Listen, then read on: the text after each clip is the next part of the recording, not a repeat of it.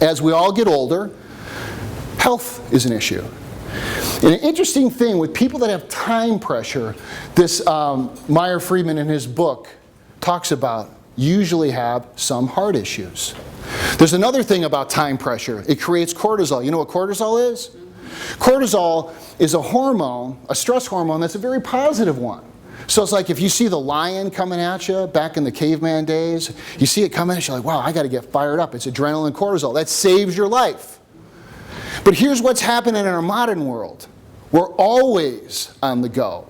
There's a 24/7 lion around us. Most of it's in a purse or in a pocket. It's called an iPhone. See, we're always waiting. We're always something. Got to be there, connected 24/7. And in that process, that cortisol, it's that pressure. And I'm going to show you how to relieve that, but it's having an effect on your bodies. That cortisol starts demyelinating nerves and puts you in a position to be susceptible to more disease states. So cortisol, over time, is not something we want to have. So this time pressure creates that. So it's time to rethink time. We're going to rethink time. I'm going to show you a different paradigm, a new paradigm. We're going to transform that relationship right now. And we go back to my favorite guy that I failed that course so many times, Einstein. Einstein, I learned about with Gay Hendricks. I'm going to read this to you. With Einstein, our experience of time changes and we make a fundamental change in how much space we're willing to occupy. By learning to occupy space in a new way, we actually gain the ability to generate more time. This is from the book Gay Hendricks. He introduced this to me. And what's important is this next quote. Put your hand on a hot stove for a minute and it seems like an hour. Sit with your beloved for an hour and it seems like a minute. That's relativity. So it's a time-space issue. Now, hold on with all your questions. I'm going to dissect this and it's going to make complete sense. Okay? When you look at this quote, it tells you everything about how you're operating time. And it's really simple. A hot stove, when you're on that hot stove, your whole experience is retracting away from what's happening. Ever been in a bad relationship? Besides myself? Bad job? Body you don't like? What happens? It's like time slows. There's a pressure on you. You're retracting away in the physical space, mentally as well. And time alters. Now, have you been with a loved one, a child where you're fully engaged? Raise your hand. A sport, you're fully engaged. What happens? When I met my lovely Yuki, my whole mind and space was to fully be present with her. Now you're leaning into physical time and space. You envelop the whole space and time changes. It slows down. I guarantee you, these 2 days, I guarantee you, and I'll ask you at the end, they will fly by. Because I will tell you, I speak to a lot of people. You guys are engaged. There's a couple chaos people that are still finding their way, but we'll get them in there. We'll wheel them in. So that's the difference. Think about a great rapport conversation you have with a client or a loved one. You're there, you're in the moment, you're not checking your phone. All of a sudden it's like, whoa, time has changed. So this is the concept of how we start altering time. It's a space issue, and it's about being present. I'm going to go into this more deeper, so you're going to get it. Time comes from you, you decide about time, and you are the master of time. See, everyone in this room, when you change the paradigm, you're no longer a slave to time. You control time. You control it by your values, how you use it in space. But when you shift this paradigm, when I show you how to use this, you'll be more creative. Give you the positive effects here. You'll be more creative. You'll more have cognitive function. You'll be more relaxed. Remember how you felt that time pressure? Imagine if that was gone. That is possible. I'm going to show you how to do that. Okay, old paradigm. Time is scarce. New paradigm, time is abundant. Time is outside of you. In the new paradigm, it's from you. You decide. Victim master, you are the master of time. And in the old paradigm, you're retracting away from your experiences rather than engaging them in space and time. So what's your relationship with time? I've actually already asked you this. Most of you have a challenging relationship with time. And you've got to ask yourself right now, well, I'm going to ask you for you, where is it working for you? Where is it not working for you? I want you to write down what your biggest challenge in time is, and on the next break, we're going to put it on that wall. This is anonymous, biggest challenge with time. Whatever you think that is. And we're going to post it right over there where it says biggest challenge with time. This is our sharing is caring board, where we can see what's happening with other people, and you'll see at the end how this whole thing transforms. So just write down on a Post-it note what your biggest challenge with time is, and we'll put it up there. Okay, eyes back up front. You're going to keep hearing me reiterate this morning, is that when you feel I don't have enough time, it creates the false reality that you don't. The example I like to use is this. Imagine if you woke up and you thought food was scarce. You woke up this morning, for some of you, coffee, that would be me. You woke up and you go, oh my God, there's no coffee. Where am I going to get my coffee?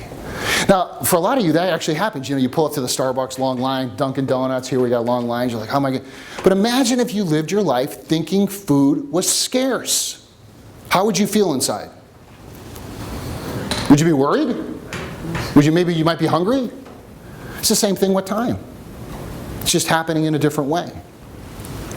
So when we think we don't have enough time, it creates the false reality, which moves us into the excuse. How many of you in the last 24 or 48 hours has told yourself or somebody else you can't do it because of time? Raise your hand.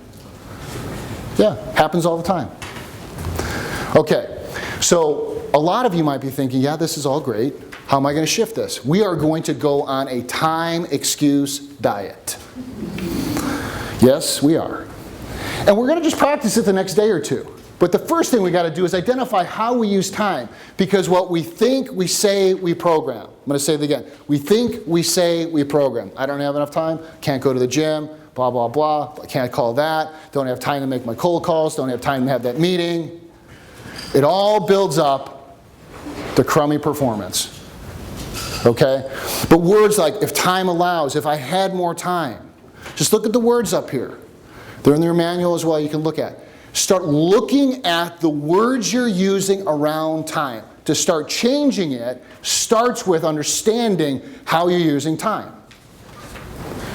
If you left on Friday and you knew how to create more time, use it more effectively, and had all the time you needed, do you think your life would change? Do you think it changed a little bit? It would radically change.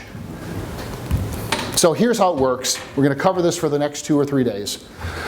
The mindset is the beginning, that there is enough time.